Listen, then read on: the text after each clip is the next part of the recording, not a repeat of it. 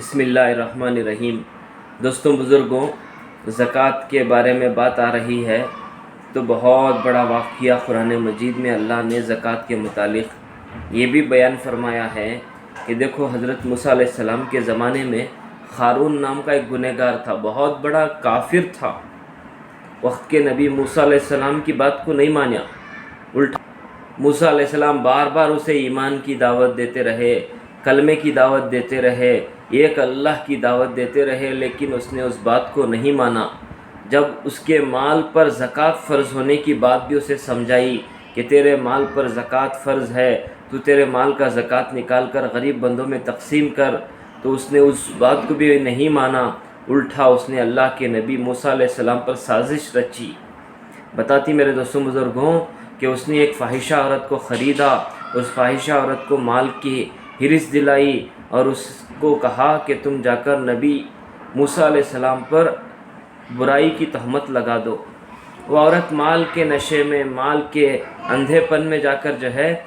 موسیٰ علیہ السلام پر تہمت لگا دی، گاؤں کے لوگوں میں جا کر رو بیٹھی اور کہا کہ مجھ پر موسیٰ علیہ السلام نے زیادتی کی، میرے اوپر موسیٰ علیہ السلام نے ظلم کیا، اور لوگوں میں یہ بات پھیل گئی تو موسیٰ علیہ السلام تک یہ بات پہنچی۔ موسیٰ علیہ السلام اللہ کی طرف متوجہ ہو کر دعا کرے،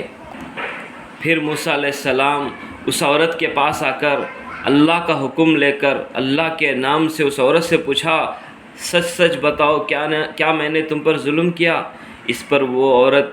ڈر گئی اور اللہ کا نام سن کر وہ بے ساختہ کہنے لگی کہ میں نے چال چلی ہے قارون کے بارے میں سن کر، قارون کی باتوں کو سن کر۔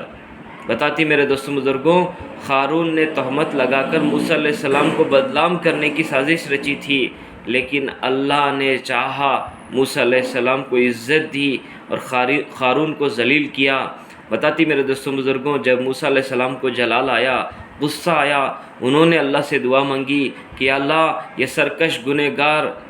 قارون، اس کو تو عذاب میں مبتلا کر دے۔ اب اللہ نے بھی حضرت موسیٰ علیہ السلام کو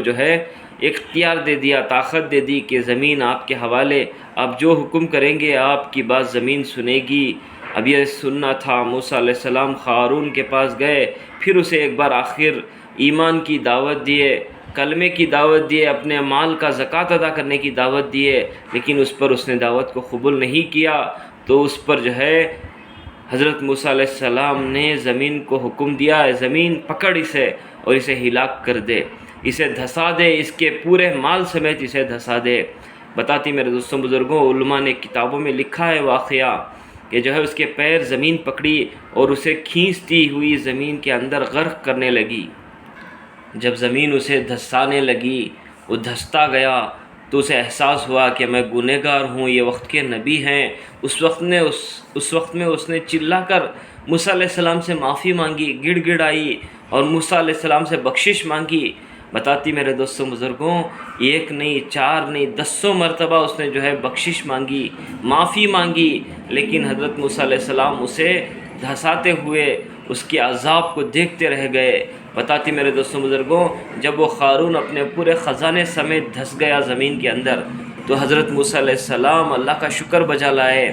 تو اللہ کی طرف سے صدا آئی، اے نبی جی موسیٰ علیہ السلام، کیا سخت دل والے ہیں آپ، اگر وہ آپ کو پکارنے کے بجائے ایک بار بھی مجھے پکار لیتا، اے موسیٰ کے رب اللہ مجھے بخش دے بول کر ایک مرتبہ مجھ سے معافی مانگ لیتا، تو میں اسے اس عذاب سے چھٹکارا دے دیتا، نکال کر باہر کھڑا کر دیتا، میں غفور الرحیم رب ہوں، میں اسے ضرور بخش دیتا۔ دوستوں بزرگوں، اس واقعے سے دو باتوں کا سبق ہمیں ملتا ہے۔ ایک، اللہ کا دیا ہوا مال اللہ دینے پر بھی قادر ہے، اللہ واپس لینے پر بھی قادر ہے۔ دوسرا، میرا اور آپ کا رب بڑا غفور الرحیم ہے، بڑا جلد معاف کرنے والا، بڑا سخی، بڑا کریم، بڑا رحیم ہے، اس کی رحمت سے ہمیں فائدہ اٹھانا چاہیے۔ اللہ سے دعا ہے اللہ ہم سب کی مغفرت فرمائے، اللہ ہم سب کو نیک کاموں میں حصہ لینے کی توفیق عطا فرمائے، آمین۔